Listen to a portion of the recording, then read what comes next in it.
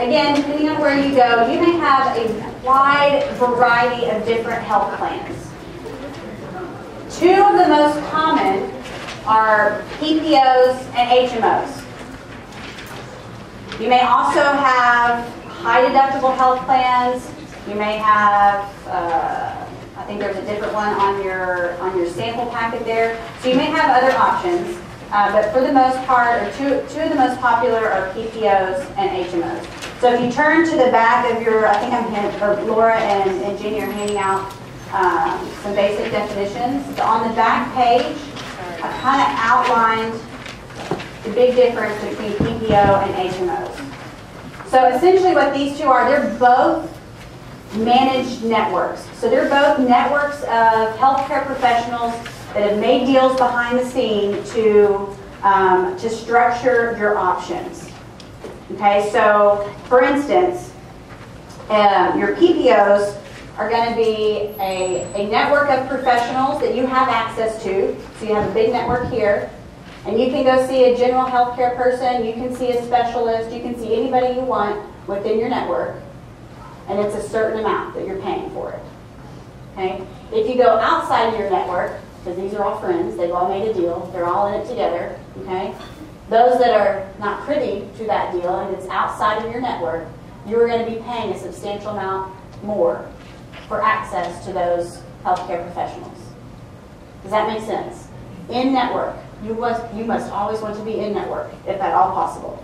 In network means much cheaper. Out of network means a hell of a lot more money. Okay?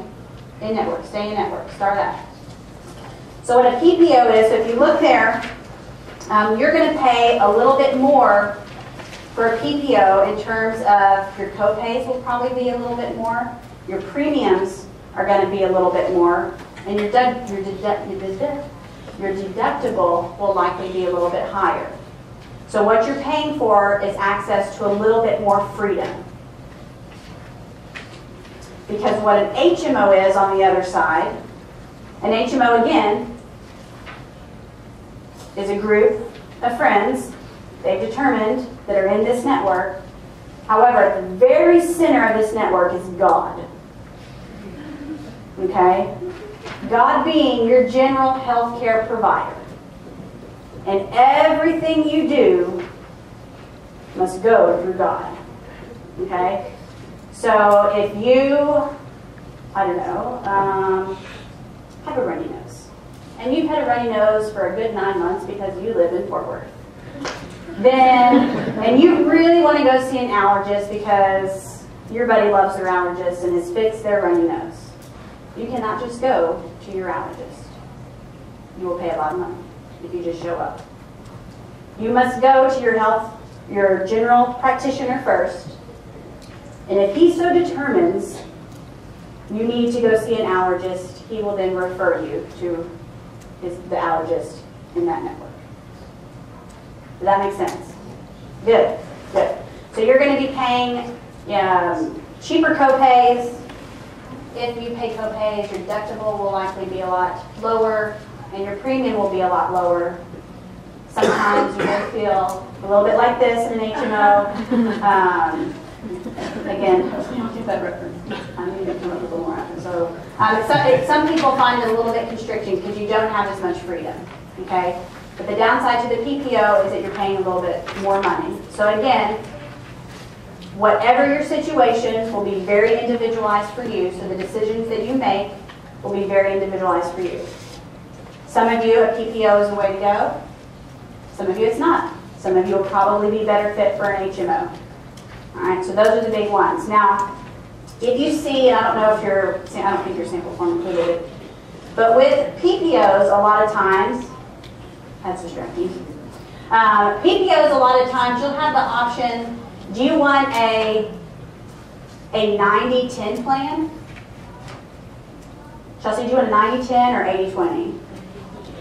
80-20? Why 80-20? Yeah, I know, right? Okay, so you may have the option within the PPO to pick, do you want a 90-10 option, an 80-20 option? Potentially you may have the option of a 70-30. So what that means is that once you meet your deductible, if you're in the 90-10 plan, then your healthcare provider is going to pay 90% of the rest of the cost, and you're going to pay 10. And then 80-20, don't get what those mean. Okay? So you may have that option, you may not. So would your deductible lower to 80? If you do, yes. Yeah. So you pay 10% of Blue Cross? Your Blue Cross Blue Shield or whoever your insurance provider is. Yeah. So which one is better? It depends. It depends on your situation. So when you have your form, so I'll get to you just like, so when you have your form, so the one that's or that was stapled, you see how when you go all the way through, it's going to outline, you know, what you pay if you go to OBGYN, what you're going to pay if you lose a limb, what you're going to pay if you have to go to hospice. You see all that?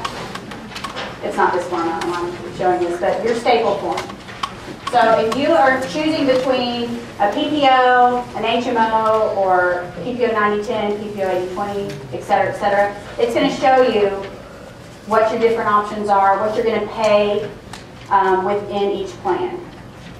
Okay, so depending on your situation, again, 90-20s for some people, or 90-10s for some people, 70-30s for others. So if you know, for instance, if you anticipate not having any medical expenses or not much, then you may do 70-30. It's going to be a little bit cheaper for you.